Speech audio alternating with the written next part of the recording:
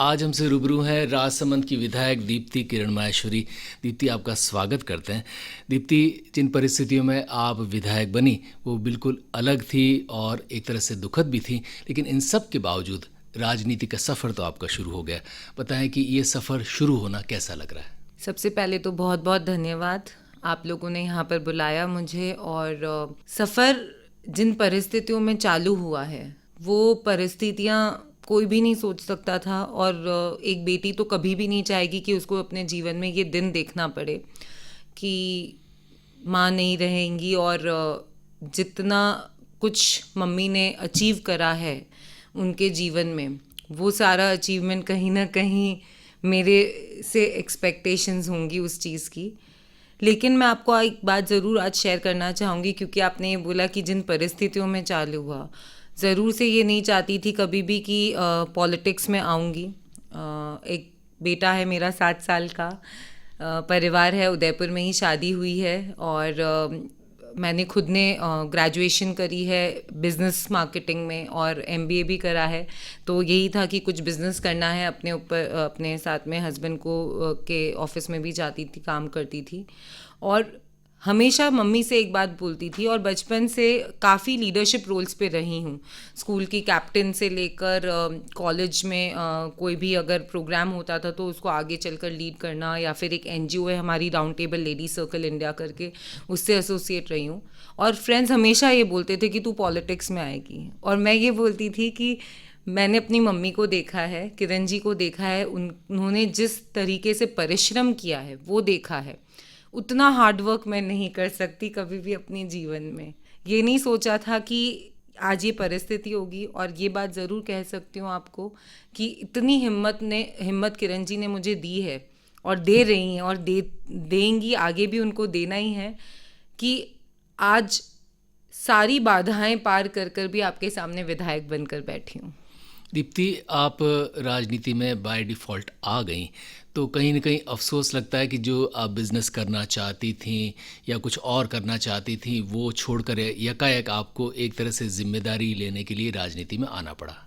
अफसोस बिल्कुल भी नहीं कहूँगी मैं आपको, क्योंकि कहीं ना कहीं हमारे लिए किरण जी माँ थी, और उन्होंने हमें हमेशा बहुत दूर रखा। मैं और या मेरे भैया, अगर मैं दोनों की बात करूं, तो हम लोग कभी भी इतने, आप लोगों ने भी कभी हमें नहीं देखा होगा इतना एक्टिव, या कहीं भी वो हमें लेकर आती थी।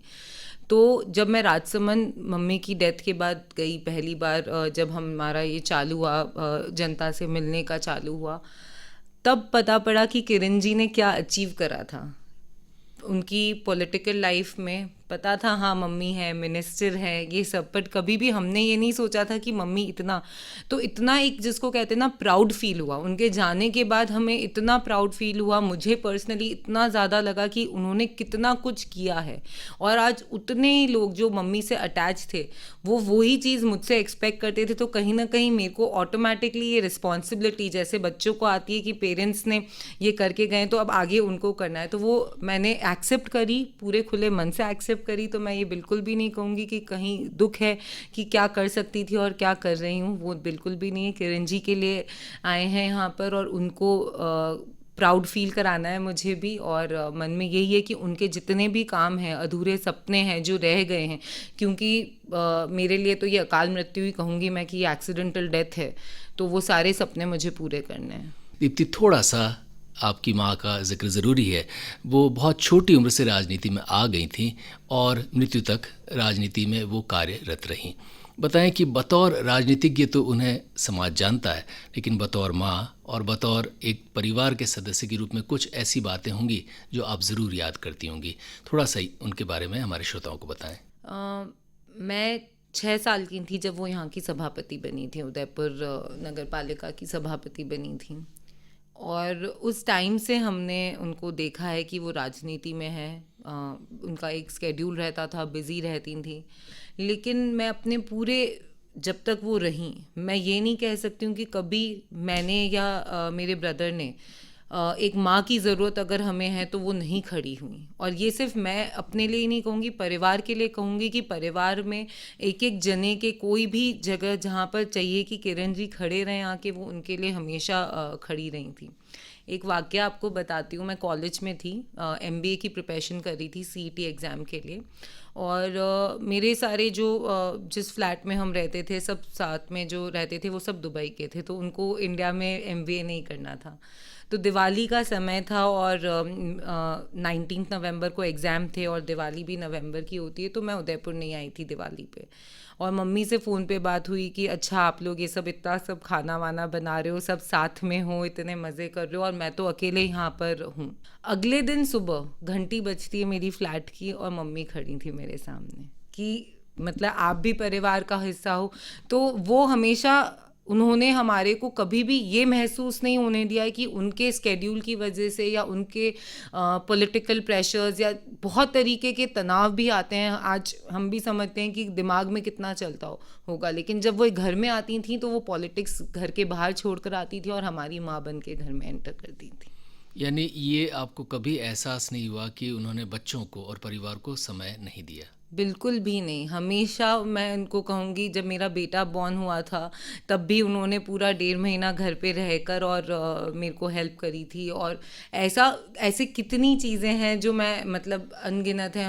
मेरी मासी हैं, उनकी तबीयत बहुत ख़राब हो गई थी, तो बॉम्बे ले जाना या दिल्ली ले जाना, हर जगह वो उनके साथ खड़ी रहती थी। इकलौती बच्ची थी मेरे नाना नानी की, तो नाना नानी का पूरा सेवा करने का भी उसमें। और इसमें मैं आपको एक और चीज़ कहना चाहूँगी ज़रूर से कि आज किरण जी कुछ भी अचीव कर पाई हैं जहाँ पर, वो सिर्फ किरण जी अकेले नहीं, पापा के लिए भी बोलूँगी कि सत्यनारायण जी का भी उतना ही सहयोग उसके अंदर था, क्योंकि बैलेंसिंग होना बहुत ज़रूरी है। अगर आज आप एक औरत अगर घर से बाहर जाती है तो कहीं ना कहीं बहुत सारी चीज़ें होती है जो मैनेज करनी है। तो उनकी जो टीम थी, मैं ये कहूँगी कि पापा और मम्मी की जो टीम थी वो इतनी अच्छे से वर्क करती थी कि जहाँ मम्मी नहीं हो पाते थे वहाँ पापा हम हैंडल करते थे, जहाँ पापा नहीं हो पाते थे वहाँ मम्मी हैंडल करती थी।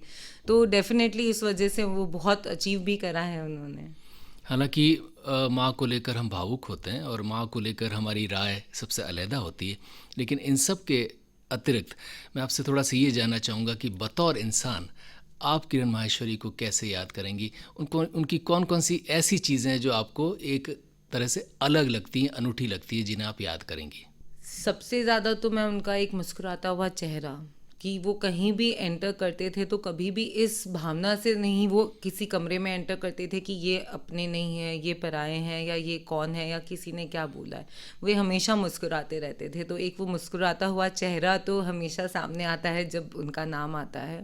इसके अलावा हार्डवर्क, जितना वो परिश्रम और सच्चे दिल से, सिर्फ दिखाने के लिए नहीं कि अगर कोई गया है उनके पास, अगर किसी ने कोई बात कही है तो उसको कैसे सॉल्व कर सकते हैं, वो उनसे मैं ज़रूर मतलब वो बात मैं ज़रूर से याद करूँगी कि जितना हार्डवर्क वे करती थी। मतलब उनको, मुझे नहीं लगता है कि वो एक भी दिन आराम कर सकती थी घर पे। उनका नेचर ही ऐसा था कि खाली वो बिल्कुल नहीं बैठती थी और हमेशा एक जज्बा रहता था कि पैशनेट थी बहुत कि आगे आगे हमें चलते रहना है। तो हार्डवर्क डेफिनेटली उसी ने हेल्प भी करा है मम्मी को। इतना मम्मी ने संगठन और हर जगह इतने पद भी लिए थे, दायित्व मम्मी को मिले हैं हर जगह। तो उनका हार्डवर्क और एक मुस्कुराता हुआ चेहरा। और एक चीज़ उन्होंने मुझे सिखाई थी जब वे सभापति बनी थी, मेरे को और भैया को दोनों को, कि हमारे यहाँ पे कोई भी आता था हमें उनके पैर छूना ज़रूरी था। मतलब मम्मी ने कभी हमें ये नहीं बोला कि ये कौन है इसलिए इनके छूने चाहिए, या ये ऐसे हैं इनके नहीं छूने चाहिए। हमारे घर के दरवाजे में कोई आता था तो एक हम्बलनेस, मतलब इस पैर छूने को मैं सिर्फ उससे रिलेट करूँगी कि जो एक हम्बलनेस उन्होंने हमारे अंदर बचपन से डाली, क्योंकि वो उनमें भी थी। आज वे कितनी भी मिनिस्टर थी तो भी कोई ये नहीं कह सकता था कि वो एक मिनिस्टर हैं। वो इतना, उनका एक संबंध पारिवारिक था। तभी जब मैं राजसमंद एंटर करी तो वैसा ही प्यार, मतलब ये कोई राजनीतिक प्यार मुझे नहीं मिला है राजसमंद से, एक परिवार का प्यार मुझे मिला है, क्योंकि उन्होंने वो पारिवारिक रिश्ते बनाए हैं। तो ये चीज़ें हैं जो मैं ज़रूर से उनको एक इंसान के तौर पर मैं ये सोचती हूँ कि ये होनी चाहिए सब में। और अगर मुझे मेरे अंदर डालनी है तो ये 3 चीज़ें मैं सबसे पहले अपने अंदर उनको लूँगी। राजनीति के, या यूँ कहें कि किसी भी कार्य क्षेत्र के अपने दबाव होते हैं, उसमें भी अप्स एंड डाउन्स होते हैं। बहुत सारे लम्हे उनकी ज़िंदगी में भी ऐसे रहे होंगे जब तनाव या दबाव रहे होंगे। बताएं कि उनका सामना वे कैसे करती थी? जैसा कि मैंने आपको बताया कि जब वे एक परिवार में आती थी, घर के अंदर आती थी, तो वो जितने तनाव थे वो वहीं छोड़ कर आती थी। आज तक उन्होंने मुझे या प्रशांत भैया को कभी भी ये शेयर नहीं करा होगा कि इसने ऐसा करा है, इस व्यक्ति से ये हुआ है या वो। तो कहीं ना कहीं तनाव रहते थे, लेकिन वे बहुत जिसको कहते हैं भगवान में बहुत विश्वास रखती थी और एक पॉजिटिव सोच की महिला थी। तो जब एक पॉजिटिव आपका नेचर रहता है, कभी भी उनके अंदर ये हमने भावना नहीं देखी कि अच्छा एक रिबेलियस, या हम जिसको कहते हैं कि किसी से बदला लेने की एक भावना होती है, रिवेंजफुल भावना होती है, वो उसमें कभी भी नहीं थी। और वे कहीं ना कहीं जानती थी कि ये बैलेंस करना। इनफैक्ट मैं आपको बताऊंगी, आज वो नहीं रहे हैं, लेकिन कहीं ना कहीं वे ये बोलते थे हमेशा कि मैं सडनली राजनीति छोड़ दूंगी, किसी ना किसी दिन मैं एकदम छोड़ दूंगी और फिर मैं अपने पोते पोतियों के साथ, अपने दोस्तों के साथ आराम करूंगी। अब बहुत मैंने कर लिया। हमें नहीं पता था कि वो इस तरीके से छोड़कर ही चले जाएंगे, लेकिन ये कहीं ना कहीं उनके हमेशा जहन में था कि मैं अपने आप ही एक दिन छोड़ दूंगी। तो जो तनाव है, जो प्रेशर्स हैं, वो कहीं ना कहीं फैमिली में आकर, क्योंकि फैमिली में इन्वॉल्व इतना रहती थी कि आज हम हमारे बच्चों को देखते हैं तो एक स्माइल हमारे भी फेस में आ जाती है, चाहे वर्क में कितना भी हुआ हो। तो वो फैमिली लाइफ और वर्क लाइफ का बैलेंस बहुत अच्छे से जानती थी। कोविड-19 ने देश, दुनिया और समाज की रीढ़ की हड्डी पे वार किया और बहुत सारे लोग इस भयावह दुखांतिका में कई लोगों ने अपने प्राण गंवाए और किरण जी भी उनमें से एक थीं। बताएं कि इस तरीके से उनका यकायक चला जाना, एक वायरस जो आया और वो खुद शायद ऐसी कल्पना भी नहीं कर सकती थी कि शायद कोविड-19 से वो खुद ग्रसित हो जाएंगी और इस वजह से शायद ये हालत हो जाएगी। बताएं कि ये अनुभव कैसा रहा और इससे संघर्ष में भी उन्होंने पॉजिटिविटी दिखाई, वो अनुभव भी थोड़ा सा हमारे श्रोताओं से बताएं। 22 मार्च को लॉकडाउन लगा था एंड किरण जी दिल्ली में थे मेरे भैया भाभी के पास, और हमारा सबका फैमिली का एक प्रोग्राम बना था कि मैं भी दिल्ली चली जाऊंगी और अपना टाइम वहीं पे हम एक हफ्ता साथ में रहेंगे। हमारा हमेशा यही होता था, उदयपुर में तो साथ में रहना नहीं होता था, तो कहीं ना कहीं प्रोग्राम बनाते थे। 17 मार्च को कोविड के बहुत ये आने लग गए कि कोरोना कर एक वायरस है जो आया है और बहुत ख़तरनाक है। तो लॉकडाउन की बातें सुनने लगी, तो मेरा कैंसिल हो गया जाना। मेरा भी बच्चा छोटा था, मैंने कहा आप भी आ जाओ उदयपुर और आप भी वहाँ पर मत रहो। तो भी किरण जी जिद करके गई और उन्होंने फिर 22 मार्च को लॉकडाउन घोषित माननीय प्रधानमंत्री साहब ने कर दिया। 24 तारीख को लास्ट फ्लाइट थी उदयपुर के लिए, तो उन्होंने मेरे भाई भाभी को भी बोला कि आप लोग भी मेरे साथ उदयपुर चलो, क्योंकि अब लॉकडाउन है, 1 हफ्ते का लॉकडाउन है, तो यहाँ पर कुछ काम नहीं है, तो अपन भी सब चलते हैं। वे सब उदयपुर आ गए। हमें नहीं पता था कि ये लॉकडाउन ऐसे इंक्रीज़ होने वाला है। वो गर्मी की छुट्टियाँ 6 साल की उम्र से, अगर मैं अभी तक की 34 साल की मैं अभी हूँ, पहली बार ऐसा हुआ होगा कि हमने पूरे परिवार ने 2 महीने साथ रहकर बिताई है। मैं भी अपनी मम्मी के यहाँ पर थी, इतने शादी के सालों में पहली बार ऐसा, और उनका भी फुल अटेंशन, जिसको कहते हैं ना, कोई काम नहीं, कहीं जाना नहीं, घर पर कोई ना कोई डिशेस बनाना और ये वो। तो वो किसी से भी मिलती थी, वो ये बोलती थी कि कोविड एक ब्लेसिंग इन डिस्गाइज है। कहीं ना कहीं परिवार जुड़ गया, मुझे इतना मज़ा आ रहा है, मैं अपनी फैमिली के साथ रह रही हूँ। हम हर रात को कभी पासिंग द पार्सल, डांस करना, गाना गाना, ऐसे जो एक वक्त बिताया है साथ में। तो आज सोचते हैं तो ये लगता है कि कहीं ना कहीं एक अंदेशा था उनको कि ऐसा कुछ होने वाला है या क्या, क्योंकि उन्होंने, जब मैं वापस अपने ससुराल जा रही थी कि अपन फैमिली फ़ोटो शूट कराएंगे, उसके बाद ही तू जाएगी, नहीं तो तू नहीं जा रही है, मतलब वो इतना अड़ गई और एक पूरी फैमिली फ़ोटो शूट उन्होंने करवाई है। जिस दिन वो संक्रमित हुए उसके 15 दिन पहले उन्होंने मुझे कि देख ये ऐसा है, कितनी चीज़ें हैं जो उनके मन में से उन्होंने बस रैंडमली बोल रही थी, और मैंने कहा आप ये सब बातें क्यों कर रहे हो, इसकी ज़रूरत नहीं है। और कहाँ जा रहे हैं, मैं कहाँ जा रही हूँ, आप कहाँ जा रहे हो, अपन दोनों यहीं पर है। तो कहीं ना कहीं मुझे लगता है कि उन्होंने शायद हमसे शेयर नहीं करा, पर उनके मन में कुछ ना कुछ ज़रूर से चल रहा था। भगवत गीता का पाठ कराया उन्होंने, इतना जो दान देना था सब अपने हाथ से कर गई, शैया दान हो या गौदान हो या कुछ भी हो। जिस दिन भगवत गीता का आखिरी दिन था, उस दिन वे ऐसे रोई जैसे क्या हुआ, मतलब विदाई जब हम कहते हैं जिसको करते हैं, और गौदान। तो जो ये कोविड-19 का समय है, मतलब उनका हॉस्पिटल से जाने से पहले उन्होंने इतना खुलकर जिया है और अपने परिवार के साथ इतना समय व्यतीत करा है कि मुझे लगता है कि उन्होंने एक भरपाई करी अपने उसकी, कि ये तो मुझे करना ही है कुछ भी होने से पहले। रेडियो लेक सिटी में हमसे रूबरू हैं राजसमंद की विधायक दीप्ति किरण माहेश्वरी। दीप्ति, जब आपको पता चला कि आपको ये चुनाव लड़ना है, तो पहले तो ये बताएं कि वो फीलिंग कैसी थी, और उसके बाद जब फील्ड में गए तो क्या लगा कि क्या क्या चीज़ें अच्छी हैं, क्या क्या चीज़ें बुरी हैं? जब ये चुनाव का हुआ कि टिकट मिला और चुनाव लड़ना है, तो सबसे पहले तो मैं कहूँगी कि सहयोग, राजसमंद के जितने भी कार्यकर्ता हैं, हमारे भाजपा संगठन के सब लोग, उन्होंने बहुत अच्छी तरीके से सहयोग करा। डर तो मैं नहीं कहूँगी कि मुझे डर था, क्योंकि कहीं ना कहीं मन में, प्राउडली नहीं बोल रही हूँ, बहुत हम्बल वे में बोल रही हूँ, कि मन में ये श्योरिटी थी कि किरण जी ने जो स्नेह छोड़ कर गई हैं, जहाँ मैं जाती थी हर गांव में हर महिला ने मुझे गले लगाकर ये बात बोली है कि आप टेंशन मत करना, बिल्कुल भी हम आपके साथ हैं, आपकी माँ गई है पर हम सब आपकी माँ हैं। तो राजसमंद में गाँव में लोगों ने मुझे गले लगाकर, माँओं ने, माताओं ने जो आशीर्वाद दिया है, मुझे उस आशीर्वाद पे कहीं ना कहीं पूरा भरोसा था। मेहनत अपने हाथ में है, उसमें हमने कहीं कोई कमी हमारी तरफ से नहीं छोड़ी है, तो कहीं ना कहीं डर नहीं था। चैलेंजेस तो बहुत आए, इलेक्शंस बिल्कुल इजी नहीं होता है, पहली बार फील्ड में जाना, सुबह 5 बजे निकल कर रात को 1 बजे लौटना, तो मेहनत अपने हाथ में थी, लेकिन कहीं ना कहीं एक शक्ति थी जो मुझे मिल रही थी ये सब करने के लिए। ये मैं आपको ज़रूर कहूँगी कि जो एक आशीर्वाद होता है, एक माँ का आशीर्वाद साथ में चल रहा था, और उसी ने सब कुछ इजी बनाया मेरे लिए कि मैं इसको ले सकूं।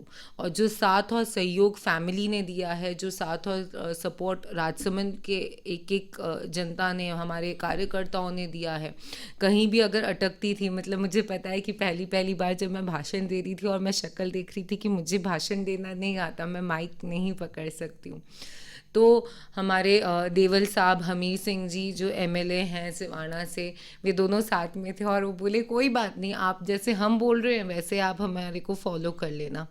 तो हर जने ने अपनी, बोलने का मतलब ये कि हर जने ने अपनी उसमें मदद करिए, हेल्प करिए, ताकि एक इनहिबिशन है उससे बाहर निकल सकूं। थोड़ी कॉन्स्टिट्यूएंसी की बात करते हैं।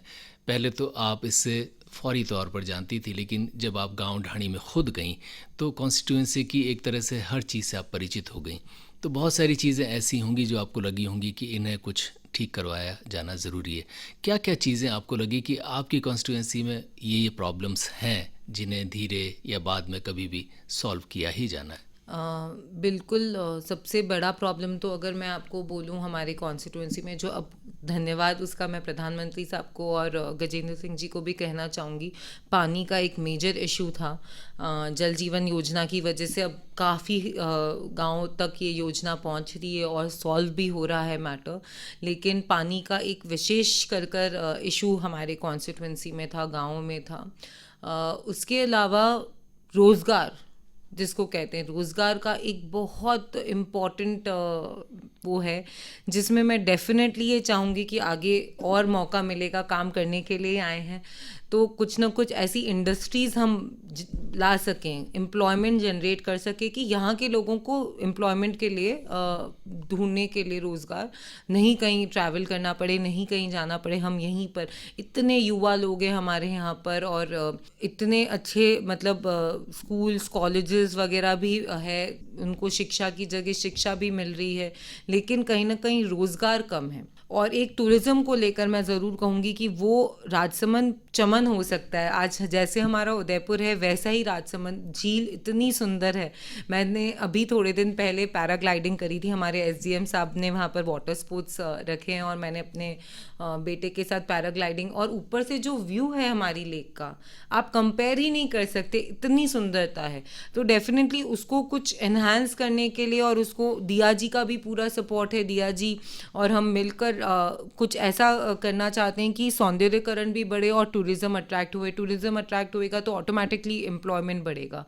तो टूरिज़्म और इंडस्ट्री के को अपने ध्यान में रखते हुए एम्प्लॉयमेंट जनरेशन एक बहुत बड़ी समस्या है, जो मुझे लगता है कि मतलब बाकी तो छोटी समस्याएं तो मतलब रोड, नालियाँ, सड़कें, ये सारी तो चलती ही रहती है और वो चलेगी, ऑन गोइंग प्रोसेस है, कभी भी पूरा नहीं होता है। लेकिन अगर आप मुझसे बड़े प्लान्स में पूछें तो मैं ये ज़रूर कहूँगी कि ये 2 चीज़ें हैं जिसकी वजह से एम्प्लॉयमेंट जनरेशन होगा और आगे जाकर मैं ज़रूर इसमें कुछ करना चाहूँगी। कोविड-19 ने आपका तो व्यक्तिगत नुकसान किया ही है, लेकिन समाज का भी बहुत बड़ा नुकसान किया है। और थोड़ा-सा जब आप हवाला दे रही थी रोज़गार का, तो रोज़गार बहुत सारे लोगों के गए हैं।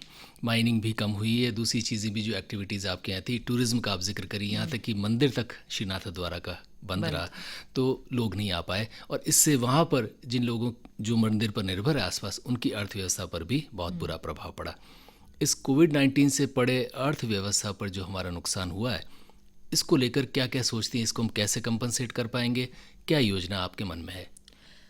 कंपनसेशन तो मैं इसमें आपको नहीं बोल सकती कि कंपनसेट कुछ कर सकते हैं, क्योंकि जो समय गया वो तो चला ही गया है हमारे हाथ से। अब हम आगे क्या कर सकते हैं ताकि लोगों को बेनिफिट्स होए, वो डेफिनेटली ध्यान में, और उसमें मैं डेफिनेटली कहूँगी कि हम प्रशासन के साथ मिलकर कोविड सेंटर्स हो गए या आपके सैनिटाइजेशन हो गया या जिसको कहते हैं एक सेफ्टी जोन, वो ज़रूर से पूरा उसमें ध्यान रखकर बनाएंगे। वैक्सीनेशन पर हम ध्यान रख रहे हैं ताकि ये थर्ड वेव हमारे यहाँ पर नहीं आए।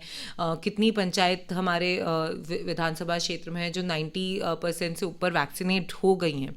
तो कहीं ना कहीं जो गया उसका तो मैं आपको नहीं कह सकती, लेकिन जो आ रहा है उसमें हम पूरी कोशिश कर रहे हैं। आईसीयू बढ़ा रहे हैं हम लोग। पहले हमारे यहाँ पे 12 बेड्स थे, अब उसको 24 करवा रहे हैं। तो फैसिलिटीज़ भी अच्छे से प्रोवाइड करा रहे हैं, पर सुरक्षा अपने हाथ में है। तो लोगों को ये ज़रूर हम गाइड कर रहे हैं कि आप ख़त्म नहीं हुआ है ये सब आप, क्योंकि अगर केसेस बढ़ेंगे तो हमारे किसी के हाथ में कुछ नहीं है, चीज़ें बंद होगी, लॉकडाउन लगेगा और उससे सब अफेक्टेड होते हैं। कोई एक जना अफेक्ट नहीं होता, हर अपने अपने लेवल पर होता है, लेकिन अफेक्ट ज़रूर होता है। बहुत धन्यवाद देना चाहूँगी प्रधानमंत्री जी का कि उन्होंने फिर भी ध्यान रखकर 80 करोड़ लोगों तक अन्न पहुँचाया, मतलब राशन पहुँचाया लोगों को, ताकि वो भूखे नहीं मरे। अकाउंट में पैसे गए तो कहीं ना कहीं उन्होंने अपने तौर पर इतनी अच्छे से मदद करी है लोगों की कि एक basic necessity of food and water जिसको कहते हैं, वो तो लोगों की पूरी हुई है। तो हमारी तरफ से तो हम यही कोशिश कर सकते हैं कि लोगों को जागरूक रखें कि वे पूरे प्रोटोकॉल्स मेंटेन कर चले, क्योंकि सच्चाई तो ये है कि कोरोना अभी तक गया नहीं है। और अगर हम WHO की रिपोर्ट के हिसाब से जाएं तो 2024 तक हम सिचुएशंस नॉर्मल होते हुए नहीं देख रहे हैं। तो we all have to learn to live with it. हमें इसके साथ जीना है और किस वे में जीना है वो हमारे हाथ में है। तो हम उसको मेंटेन करके चलें और सुविधाएं हम लोग बढ़ा रहे हैं लोगों को। और वैक्सीन अगर हम कहें तो अब बहुत अच्छे से चालू हो गया, प्रधानमंत्री साहब ने अपने हाथ में लिया है, तो फिर पूरा सब कुछ लोगों तक, गाँव तक वैक्सीन्स पहुंच रहे हैं। और हमारी तरफ से हमारे ये पूरे चल रहे हैं कार्यक्रम की लोगों तक हम उनको ये बोलें कि वैक्सीन डिफ़िकल्ट है, गांव की महिलाओं को ये समझाना कि आप वैक्सीन लीजिए, लेकिन कॉपरेशन मिलता जा रहा है और डेफिनेटली वो एक है दिमाग में जो कर सकते हैं। द्वारिकाधीश का जो मंदिर है कांकरोली का ऐतिहासिक, ये आपके क्षेत्र में आता है। इस मंदिर के विकास को लेकर यहाँ जो सुविधाएं हैं उसमें कुछ और इजाफा हो सके, इसको लेकर आपके मन में क्या है? सांसद दिया कुमारी जी के साथ मीटिंग करी है हमने, और वे भी यही चाहती हैं और हम भी ये चाहते हैं। इनफैक्ट ये एक मम्मी का भी सपना था कि जो स्टेट हाईवे है, जो नेशनल हाईवे है, उससे एक रोड डायरेक्टली मंदिर तक पहुँचे, क्योंकि सबसे बड़ा प्रॉब्लम अप्रोच का है। गाड़ियाँ नहीं जा पाती है, पार्किंग के लिए जगह नहीं मिलती है।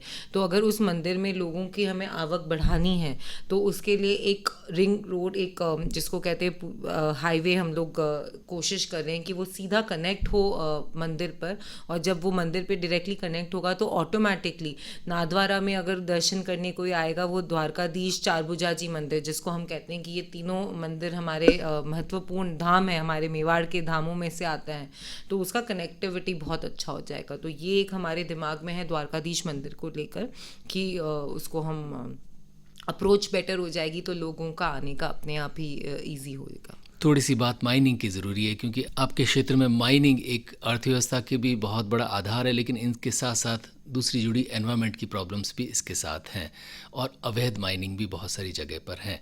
तो बताएं कि माइनिंग के साथ जुड़ी ये तमाम चीज़ें, एक तो ये कि माइनिंग हो, वैध तरीके से भी हो, और माइनिंग वाले लोगों को लाभ भी मिले, रोज़गार भी मिले, साथ ही जो नुकसान पर्यावरण का हो रहा है उसकी भी क्षतिपूर्ति हो सके।